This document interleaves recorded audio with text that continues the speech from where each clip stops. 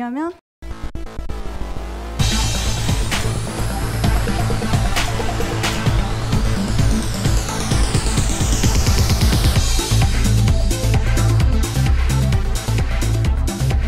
을들의 당나귀 귀 시즌5 공개방송.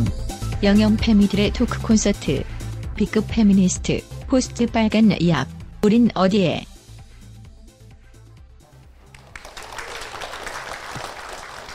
드디어 기다리시던 책 선물이 나가는 그 시간, 예, 빨간 약 시간 왔는데요. 내 인생의 빨간 약 이야기를 좀 이제 플로어로 마이크 돌려가지고 들어보고 싶은데요. 네, 내가 먼저 시작해야 되겠다. 예, 책 뭐로 원하시나요? 네. 예, 이미 손 들어주신 게 너무 고마워가지고요. 네. 아, 예, 감사합니다.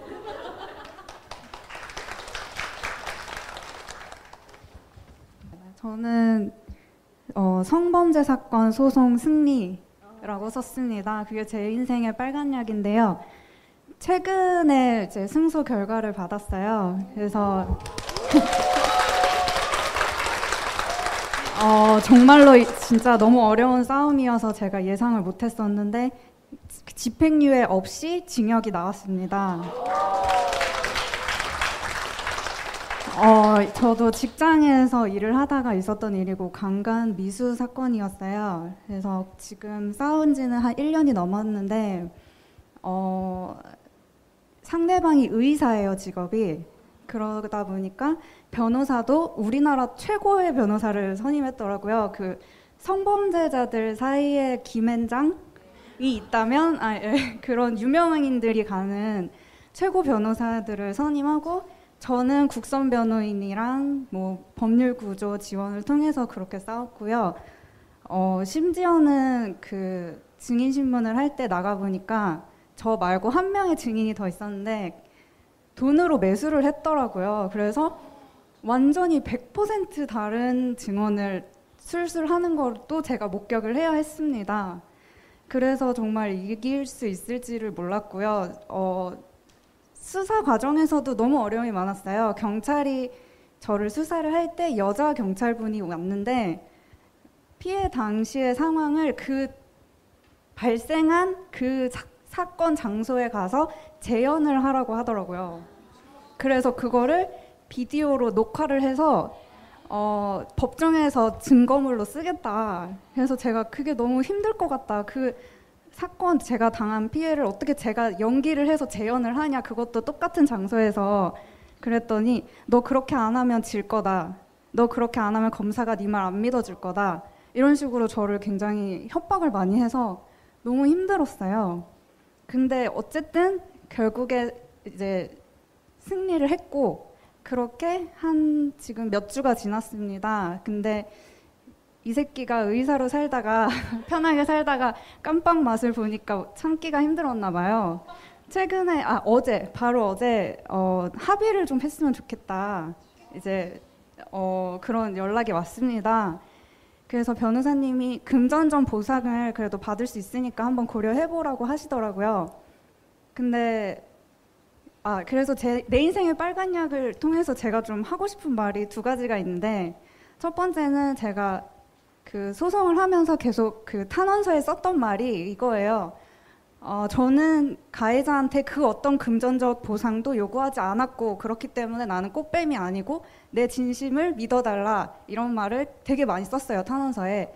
그렇게 해야만 내가 진정한 피해자가 되는 것 같다고 생각을 했고 그렇게 해야만 믿어줄 거라고 생각을 했거든요. 근데 이제 와서 합의를 요청하는 거를 제가 가만히 고려를 해보니까 돈을 요구하는 게 너무 당연한 것 같다고 느껴지더라고요. 왜냐하면 저는 그 사건 때문에 PTSD 진단을 받고 지금은 약물 치료랑 그 심리 상담 치료를 함께 병행을 하고 있는데요. 그러다 보니까 직장을 다닐 수가 없게 됐어요. 그래서 수입이 없어지고 직장도 그만두게 되고 그렇게 시간이 계속 흘러가다 보니까 당연히 경제적으로 어려워지게 되더라고요. 그래서 아니 나를 이렇게 만든 놈이 그럼 당연히 그럼 그 경제적 보상을 당연히 해야 되는 게 맞지 않나. 그래서 우리나라는 여성분들이 많은 피해자가 내가 진정한 피해자라면 어떠한 금전적 요구도 하지 않고 진실만을 요구하고 정의만을 요구해야만 피해자라고 생각하는 분들이 되게 많을 것 같아요. 그리고 사회가 많이 그렇게 보고 있고, 그래서 포스트 빨간약으로서는 피해자분들이 금전적인 보상과 요구도 당연히 할 수 있어야 된다고 저는 그런 말씀을 좀 나누고 싶어서 나왔고요. 그리고 한 가지만 더 말씀을 드리고 싶은 게 있는데, 제가 이번 사건을 겪으면서 배운 게 뭐냐면, 의사들은 그 어떤 성범죄를 저지르고 성폭력을 저질러도 의사 활동이 계속 할 수가 있습니다. 의료법이 그렇게 돼서 의사를 활동하는데 아무런 제지가 되지 않아요. 그래서 그것이 일단 우리 문제점으로서 포스트 빨간약에는 많이 변화가 있었으면 좋겠다고 생각을 하고요. 그리고 판결문에서도 그 사람이 징역을 받을 정도로 나왔음에도 불구하고 취업 제한이 걸리지 않았어요. 왜냐하면 사회적 지위가 높은 사람이고 엘리트이기 때문에 취업 제한을 할 만큼 위험한 사람이 아니다 라고 판결문에 써 있더라고요. 그래서 그런 것들이 의료법을 바꾸는데 정말 많이 걸림돌이 되는 것 같고, 그래서 그런 의료법에 대한 문제도 여러분과 함께 나누고 싶어서 용기를 내서 말을 하게 됐습니다. 네, 얘기 나눠주셔서 감사합니다. 뭐 혹시 빨간약 얘기하고 싶으신 분도 괜찮으시고, 지금 들은 이야기 뭐 덧붙이고 싶은 이야기나 있으시면 네, 자유롭게. 네, 의료법에 관심을 가지는 것으로 우리는 이제 네, 또 빨간약. 네, 책 뭐 드릴까요?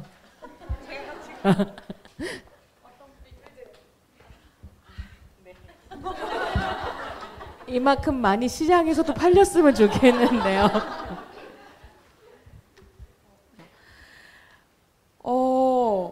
지영님의 기분을 알 것 같아요. 정말 많으시네요. 이렇게 해야 되겠네요. 저는 저 빨간약은 복학과 현대문화 이론 저희 그 수업 이름이거든요. 저희 학교 수업 이름인데 사실 빨간약 얘기도 하고, 사실 제가 제 얘기를 좀 들어줬으면 하는 사람들이 있으면 좋겠다고 생각을 해서 이렇게 덥석 손을 들게 되었고요. 저 복학이랑 현대문화 이론이라는 걸 쓴 거는 사실 그 전부터도 뭐 사건들은 많았어요. 뭐 잠재적 범죄자, 뭐 유리천장, 뭐 맨스플레인 이런 걸로 남친이랑 싸워서 헤어져 봤고, 뭐 물론 성희롱도 당해봤고 성폭력도 당해봤고 많은 일들이 있었는데, 그래도 이걸로 한 거는 페미니스트라는 게 단지 여성에 대한 얘기만이 아니고 사회적 불평등을 당하는 사람들, 뭐 장애를 가진 사람들, 이런 되게 총체적인 범주로 봤을 때 그런 걸 이제 페미니스트라고 생각하게 된, 그런 걸 페미니즘이라고 생각하게 된 수업이 이 수업이었는데, 사실 저도 B급 페미니스트인 게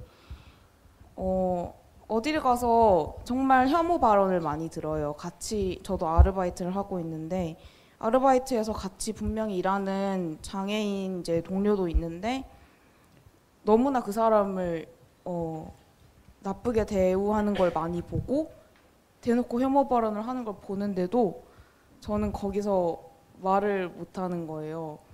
저는 그걸 보고 있으면 정말 자기 분열이 일어나거든요.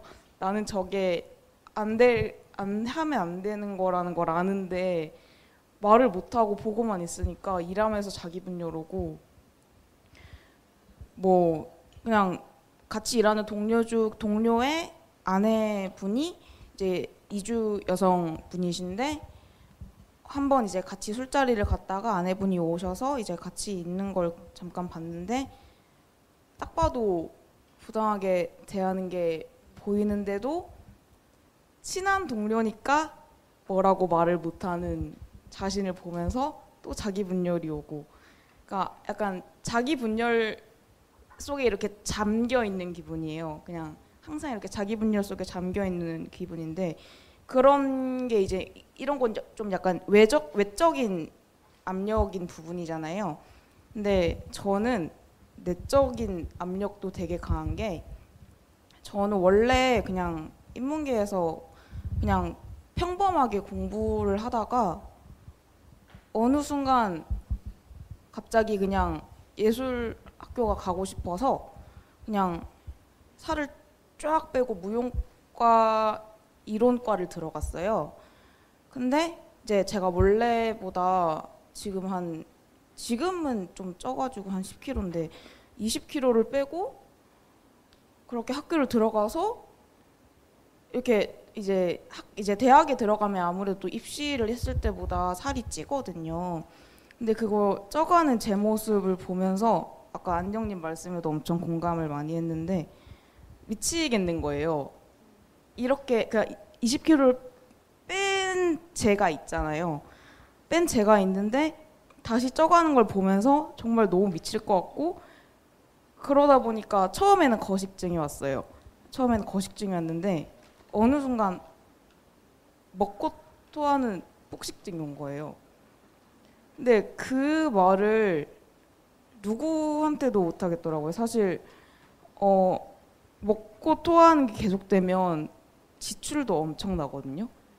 지출이 진짜 엄청나요. 그러니까 제가 버는 돈을 다 그런 거에 쓰는 거예요. 근데 이거를 엄마 아빠한테는 당연히 말씀을 못 드리죠. 심지어 저희 어머니는 아직도 저한테 그러세요. 너 살쪘니?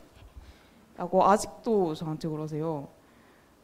제 주변 사람들도 괜찮다고 하면서도 아닌 게 뭔가 몸으로 느껴지는 거예요. 그 상황에서 저는 진짜 나는 폭식증이 있고 정말 매일 먹고 매일 토하거든요. 그래서 목이 너무 아프고 위가 너무 아프고 정말 너무 힘든데 누구한테도 말을 못 하겠고, 이제는 진짜 괜찮다는 말도 괜찮다고 들리지가 않아요. 제가 거울을 볼 때마다 너무 힘들고, 그러니까 어떻게 해야 될지를 모르겠는 거예요. 나도 나한테 괜찮다고 말을 못 하는데 누가 괜찮다고 해줄까라는, 계속 이런 생각만 하다 보니까 친구도 없지 않았는데 이제는 친구들도 끊기고, 그게 너무 힘들어서 사실 지금도 어떻게 해야 될지 모르겠어요. 그래서 근데 여기 계신 분들께서는 많은 얘기를 잘 들어주시는 분들이시라고 생각해서 저도 힘들다고 누군가한테 말하고 싶은데 여기서 이렇게 말씀드리게 됐어요. 죄송합니다.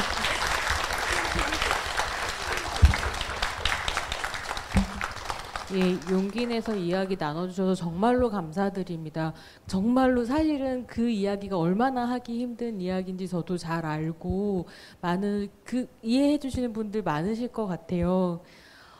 네, 혹시 지금 들으면서 너무 놀랐는데, 최근에 제가 이제 알게 된 계기가 좀 웃기긴 한데, 이제 남친이 군대를 가서 검신 톡방에서 만난 친구가 있는데 이제 그 친구도 이제 공신 톡방 공부의 신 톡방이 비밀이에요. 비밀이에요. 그 친구는 이제 대구 경북대를 다니는 여자인 친구예요.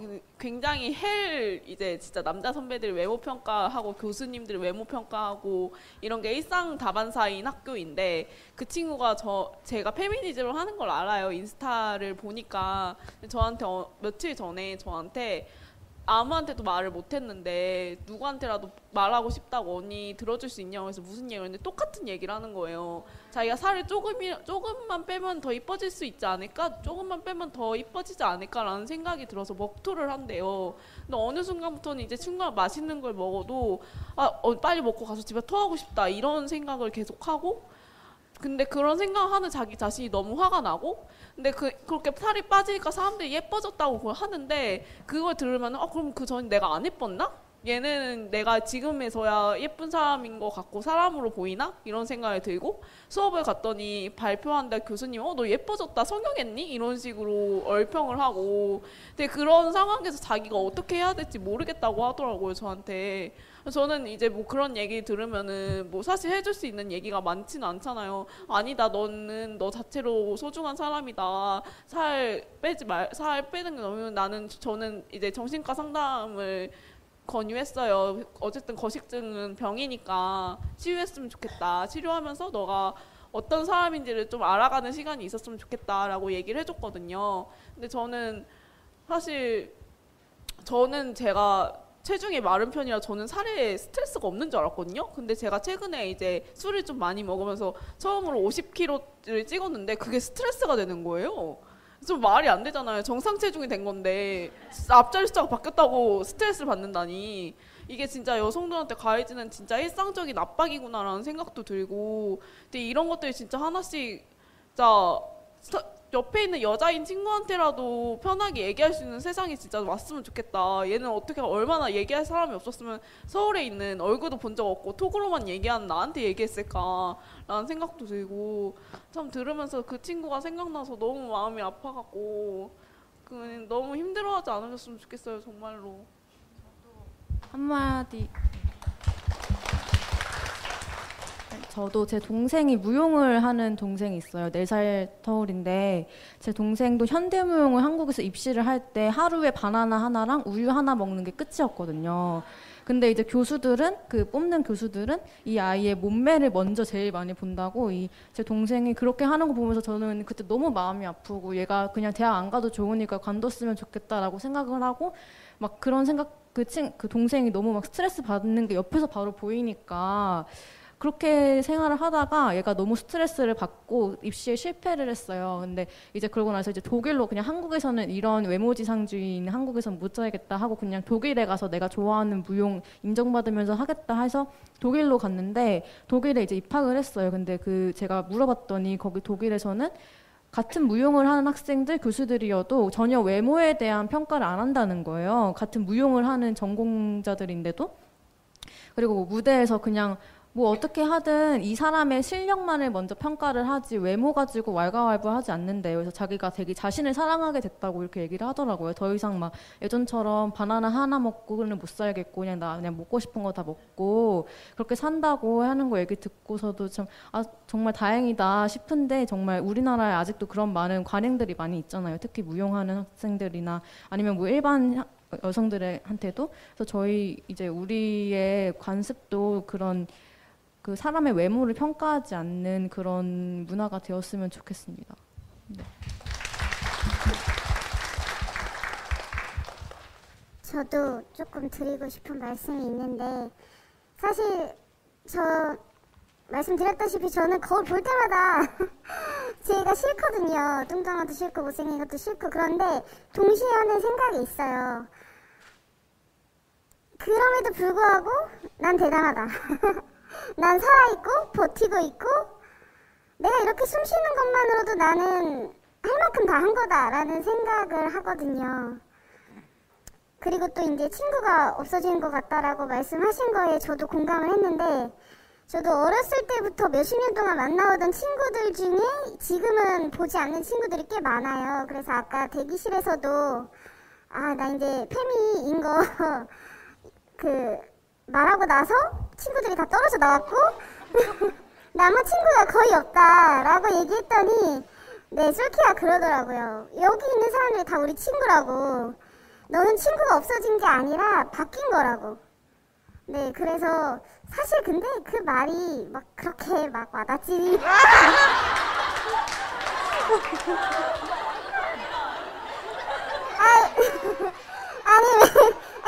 와닿으면서 와닿지 않는 게 왜냐면 사실 살다 보면 페미하는 거 너무 힘들잖아요.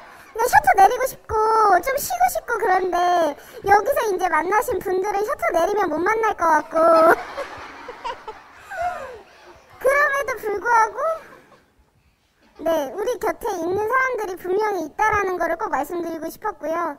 그리고 이 부분도 고민을 이미 충분히 하셨을 것 같긴 하지만 정신과 상담과 약은 매우 매우 매우 추천드립니다. 네, 그리고 의사 중에도 이상한 사람 너무 많으니까 네, 그 한 번에 만나고 아 역시 난 정신과 안 되겠어라고 하지 마시고 괜찮은 사람 찾을 때까지 조금 네네 화이팅입니다. 트위터에서 페미니스트 정신과 의사를 한번 잘 찾아서 트위터에 그런 정보가 많으니까 저는 페미니스트 아닌 정신과 의사를 만나서 좀 빡치거든요. 네, 상담도 있고요.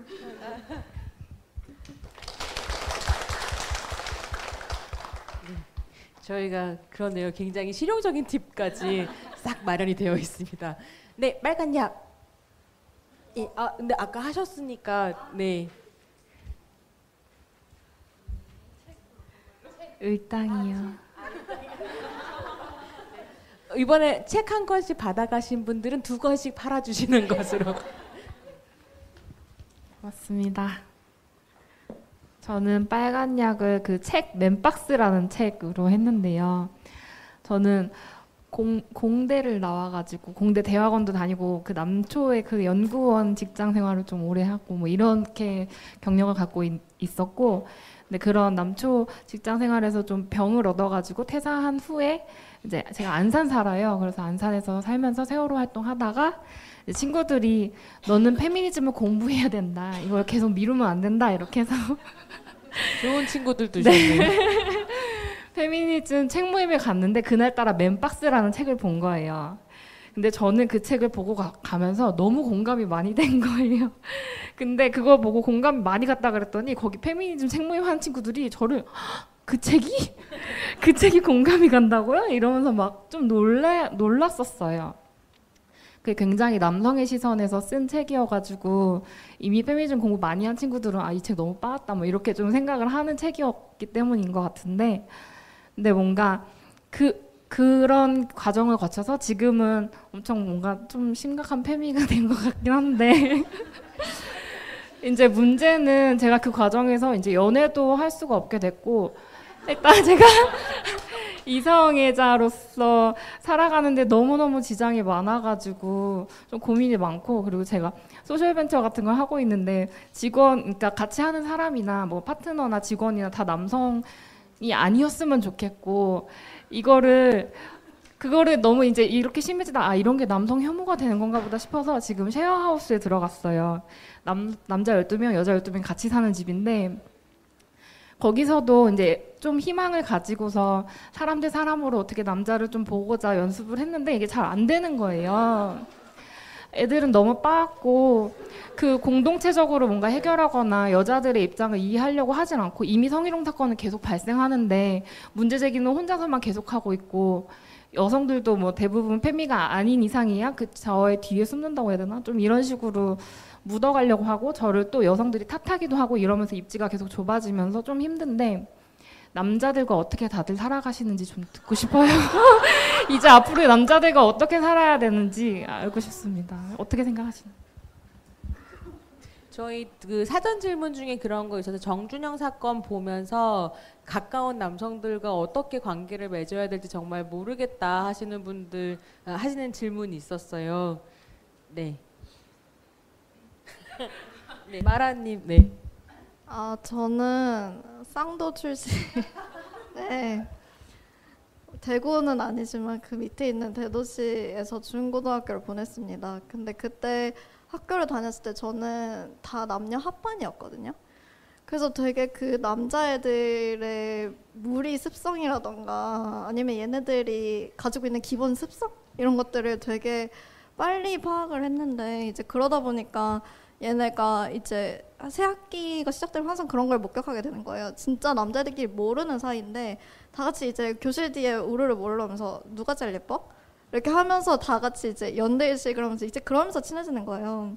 근데 그런 거를 너무 빨리 목격하게 되고, 아니면 이제 어쩌다가 그런 정준영 사건과 비슷하게 이제 제가 재수를 했는데 그 재수에 있던 재수 반 자체가 여성이 10명 정도 있고 남자가 한 20명에서 30명까지 되는 그런 단독방이 있었어요.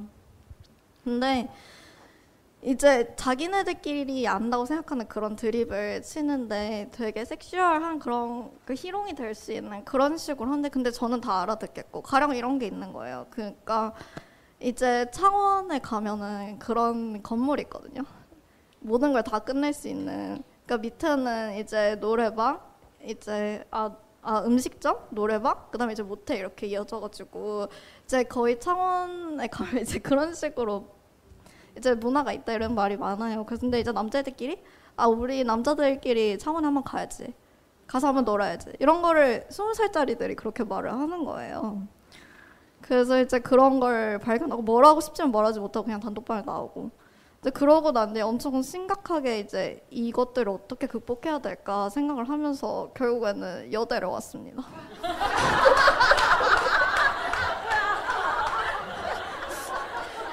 저는 그렇게 생각해요. 만약에 그거를 극복하기가 힘들다면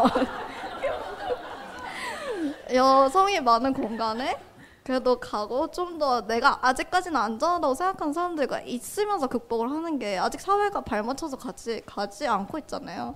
근데 그런 상황에서 내가 이렇게 중립추를 잡아가지고 그래도 남성을 혐오하지 말, 그러니까 혐오하라는 소리는 아니지만 그래도 이렇게 균형을 맞춰야지 이런 압박감을 갖고 있는 게 아닌가? 근데 저는 그런 선택을 하고 나서 그래도 마음에 이렇게 안정적인 그런 울타리가 생겼거든요. 그래서 이제 이런 경험이 있으니까 이제 그나마 사회에 나가서 이제 남자들이랑 이제 그래 너가 사람일 수도 있겠구나 이렇게 생각이 이제 발전하게 되는 이제 여대라는 경험이 있었기 때문에 그래서 이제 그런 공간을 이제 찾기가 매우 어렵죠. 근데 이제 찾아 나서는 것도 방법이라고 저는 생각을 합니다. 네, 페미 반전 토크쇼 B급 페미니스트입니다. 또 혹시 또 조언해 주실 분 있으세요? 남자들과 어떻게 잘 지낼 수 있을 것인가? 예, 은유 작가님 말씀. 네. 아직 남편과 살고 있습니다. 아들도 키웁니다. 어떻게 살지? 제가 사는 게 힘들어서 글 썼고요. 그냥 어떻게 사는지 너무 어렵고 복잡해요. 저도 그래서 아까 제가 중년 남성 트라우마 생길 것 같다고 했는데 저도 안 그래야지 그것도 어떻게 보면 편견일 수 있잖아요. 그러는데 또 그게 잘 안 되고 매번 가면 움찔움찔 놀래요. 그래서 이렇게 중년 남성들이 많은 강의를 마치고 나오면 무사히 끝났다. 항상 무사히라는 말을 생각을 하게 되고 그런 남성성의 불쑥한 노출에 저도 상처받고 폭력이거든요. 일종의 그런 것도. 그런 거 힘들고 집에서 일상에서는 저희 남편이 뭐 장점도 있고 단점도 있겠지만 일단 가부장 지수가 좀 낮은 편이에요. 그래서 제가 같이 아직은 살고 있고 이제 아들이 문제인데 아들을 제가 잘 이렇게 훈육을 시켜야 되잖아요. 그래서 굉장히 노력하고 있어요. 그래서 아직까지는 예, 모르죠. 밖에 가서 어떻게 하는지는. 예, 그래서 그렇고 저한테 좀 어려운데 피하는 것만은 능사가 아니고 어디서 또 마주치게 되니까 그랬을 때 제가 저한테 거는 주문은 한꺼번에 바꿀 수는 없다라는 거죠. 그래서 그것도 어떻게 보면은 내 속도와 내 가치에 맞춰서 살아라라는 압력과 폭력이 될 수 있으니까 그냥 봐서 아웃시킬 사람은 아웃시키고 같이 갈 사람은 그냥 그 사람의 맥락에서 뭔가 내가 은근과 끈기를 가지고 성실하게 노력을 좀 해야 되는 부분이 있더라고요. 그래서 그렇게 체력이 닿는 한 예, 설득도 하고 대화도 하면서 살고 안 되고 힘들고 내 체력이 없으면 그냥 눈도 감고 예, 뭐 그렇게 살고 있어요. 저도 뾰족한 수가 없어요. 네. 네. 제가 이 시점에 은유 작가님 책 한 대목을 말씀드리고 싶은데, 네, 은유 작가님 이런 말씀을 써놓으셨더라고요. 남편에게 계속 이제 그 페미니즘 관련한 얘기들을 하고 얘기들을 나누고 계속 이랬는데 이렇게 쓰셨어요. 이론의 주입은 가능했지만 감각의 세팅은 불가능했대요. 이론의 주입은 가능했지만 감각의 세팅은 불가능했다. 그러니까 이 감각적으로 똑같이 빨래가 안 거치고 3일째 있어도 저는 불안하거든요. 그래 언제 건다 두고 보자. 이러면서 약간 벼르고 있는데 남편은 그거 전혀 안 보여요. 그래서 저게 뭘까? 나는 왜 저 빨래가 내 눈에만 보일까가 제 과제예요. 그래서 그런 집안일을 내 것으로 삼는 제 감각과 집안일을 자기 것으로 삼지 않아도 마음이 편한 남편의 감각, 그거 좁히기는 너무 어렵더라고요. 그래서 제가 빨래 얘기를 하면 말로 하면 되지 왜 짜증을 내? 또 저한테 그래요. 그 말도 맞긴 맞죠. 근데 하여튼 그거 좁히기 되게 힘들어요. 네. 진짜 이 감각의 차이를 어떻게 할 것인가가 우리에게 굉장히 남겨져 있는 과제인 것 같습니다. 네, 이제 마지막인데요. 이 책을 원하시는 분으로 가겠습니다. 네. 네. 저는 되게 두 가지를 썼는데 첫 번째는 그냥 다들 강남역 살인 사건이 되게 큰 하나의 그거 전환일 것 같고, 한 가지는 또 중절 수술인데 제가 이거 사실 빨간 약 하면은 되게 고민을 많이 했어요. 이거 쓸까 말까 하다가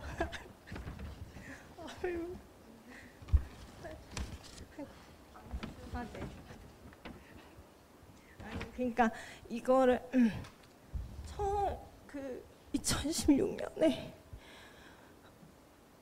중절 수술했는데 그 다음에 그 중절 수술 집회에 갔어요. 제가 다큐멘터리를 하고 있고 집회에 갔는데 그 경험을 얘기하신, 그러니까 타자의 경험을 앞에서 얘기하는 분들은 있어도 본인이 중절 수술한 경험을 공유하는 분들은 거의 한 분밖에 없는 거예요. 처음 뭐라 그랬죠? 처음 2016년에 처음 그 낙태죄 폐지 집회를 했는데 그때 저도 내 경험을 공유를 하고 싶다 했지만 되게 이거를 공개적으로 이렇게 발언을 하는 것도 되게 그런 두려움이, 그래서 이 빨간 약이 굉장히 제 인생의 이 페미니스트로서의 그거를 관통한 되게 경험이었던 게 일단은 처음에 그 좁은 화장실에서 그 테스트기를 보는데 두 줄이 나왔을 때 아빠가 날 어떻게 가만히 안 놔두겠지 막 이런 생각이 제일 먼저 들고,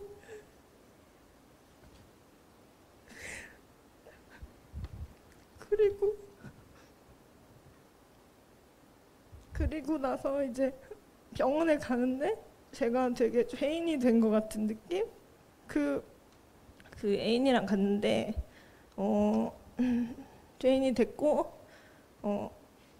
그러니까 이제 간호사 분들이 일상적인 업무를 해도, 그러니까 일상적으로 사람을 만나다 보면은 되게 그냥 업무 처리하듯이 하시잖아요. 근데 그거를 저도 막 내가 잘못해서 나한테 좀 차갑게 구시나 보다, 그러니까 이렇게 저는 더 그렇게 받아들이고, 수술을 하러 들어갈 때도 그냥 너무 좀 무서운데 그 무서움을 표하는 것도 그러니까 저 내가 잘못했으니까 뭔가 이런 느낌이 되게 온통 죄책감이 저를 갖고 있었던 것 같아요. 제가 수술하는 그 순간에도, 수술할 때는 그 의사님 오신다고 하는데 손에 막 그 삐삐삐 하는 그 심장 박동 그거를 꽂는데 선생님이 15분 뒤에 오신대요. 근데 이제 제 심장 박동 소리로 다 들리는데 누가 이제 복도에 오는 것 같으면 심장 박동 소리가 빨라져요. 삐삐삐삐 막 이러다가 다시 조용해지면 또 삐삐삐 막 이렇게 좀 느려지고, 그러다가 이제 수술을 되게, 그건 수술이라고 부를 수도 없는 진짜 짧은 시술이었고, 그 15분의 시술 그 하나로 제가 저를 너무 죄책감으로 엄청 한 2달 동안 되게 그렇게 못살게 굴었던 것 같아요. 그래서 그때 막 이게 모든 게 같이 사랑을 해도 사랑을 해도 나의 책임으로 내 몸에, 물론 뭐 애인이 얼마나 슬퍼하건 그건 별개로 내 몸이 감당을 해야 되는 거고 이 아이를 낳아도 거의 육아는 전적으로 여성이 담당해야 되는 거 이런 것들이 그때 모두 다 보이기 시작하는 거예요. 그래서 이거를 굉장히 쓰고 싶은데 정말 제가 이거를 뭔가 쓸까 말까 고민하는 제 모습도 너무 좀 네 그래서 저는 제가 울 줄 몰랐거든요. 근데 이렇게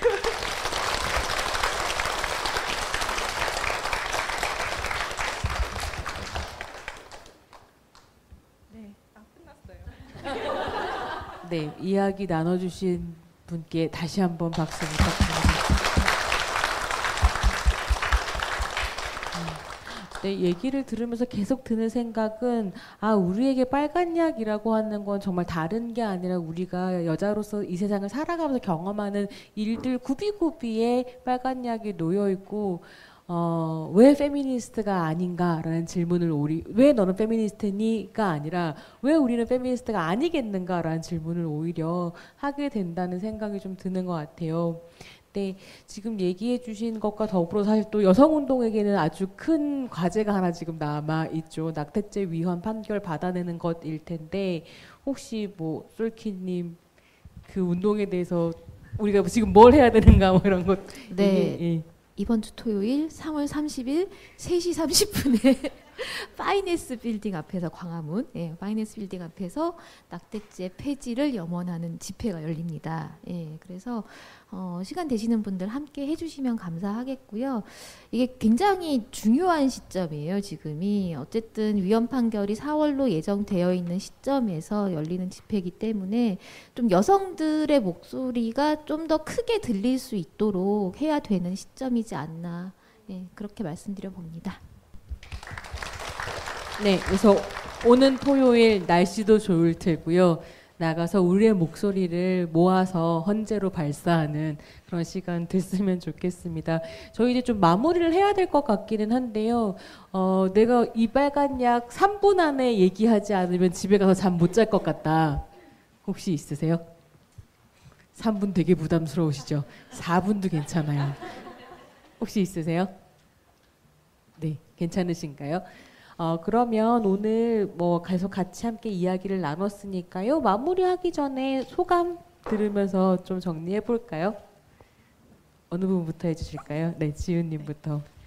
사실 저는 오늘 제가 전혀 모르는 사람들의 이야기를 이렇게 들으면서 그 사람의 이야기에 진심으로 공감이 되고 정말 안아주고 싶다는 그런 생각이 들었어요. 그래서 계속 앞으로도 뭐 이렇게 면대면으로 만나지 않더라도 뭔가 같이 소통할 수 있는 그런 자리가 계속 마련되었으면 한다는 생각이 듭니다. 네.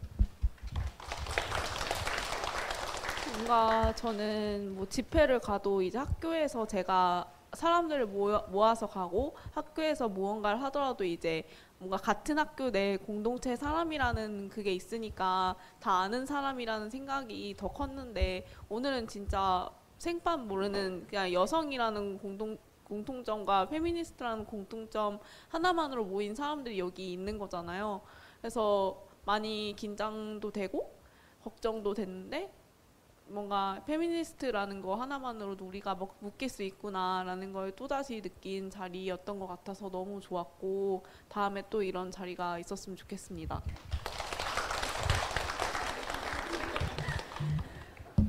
저는 사실 이 행사를 처음 기획했을 때 초점을 이렇게 빨간 약 이렇게 쓰고 이제 청중들과 이렇게 대화를 나누는 것을 초점을 두는 행사였어요. 처음부터. 근데 이제 저는 그런 생각을 했죠. 내 얘기를 할 수는 있지만 이렇게 와서 되게 모르는 사람들과 이렇게 낯선 공간에서 자발적으로 얘기를 많이 해주실까 그렇게 고민하고 염려하는 게 있었는데 되게 너무 이렇게 편하게 마음을 오픈해 주신 것 같아서 오히려 감사하다는 말씀을 드리고 싶고 되게 재밌는 시간이었습니다. 감사합니다.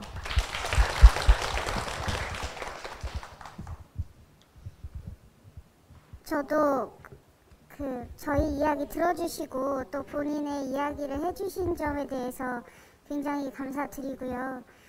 사실 제가 여기 나오게 된 결심 중 또 말씀드리는데 그 결심 중에 하나는 내가 또 언제 이런 데 나가보겠어 라는 게 있었거든요. 근데 나와서 얘기하니까 참 좋고 다른 분들의 이야기도 더 많이 들을 수 있는 자리가 앞으로도 쭉 더 많았으면 좋겠습니다. 와주셔서 감사합니다. 네, 저도 같이 웃고 같이 울 수 있어서 너무 소중한 기억으로 남을 것 같아요. 예, 감사합니다. 네, 소중한 말씀들 나눠주셔서 너무 감사드리고요. 저는 이런 말씀 드리고 싶어요. 그러니까 제가 채식을 해요. 근데 고기는 안 먹는데 생선은 먹거든요. 근데 만두는 좋아해요. 이게 되게 어떻게 보면 모순적인 건데 사실은 이제 임산부들도 그런 얘기를 해요. 너무 스트레스를 받으면 담배를 펴도 괜찮다. 술을 한 잔 마셔도 괜찮다. 그리고 커피를 마셔도 괜찮다라고 얘기를 해요. 근데 여러분들이 가끔 너무 힘들고 어려울 때는 내려놓으셔도 괜찮습니다. 그게 저는 페미니스트라고 생각합니다. 옆에 있는 사람들은 항상 잊지 마시고요. 감사합니다. 네, 저는 팥방울을 사랑하게 될 것 같아요. 저에게 팥방울은 페미니스트여서 이상하게 공간에 대한 애착이 생기네요. 네, 마무리하기 전에 저는 광고를 몇 가지 하려고 하는데요. 다시 한번 페미워커 클럽 4기 모집 중이라는 것 잊지 않으셨으면 좋겠고 1년 후 당신이 주인공이 될 수 있습니다. 그리고 예, 저희가 준비한 스티커와 고구마가 남아 있습니다. 가실 때 하나씩 들고 가시고요. 세 번째 광고를 하기 위해 제가 광고 시간을 벌었는데요. 을들의 당나귀기 시즌 5가 돌아옵니다. 그래서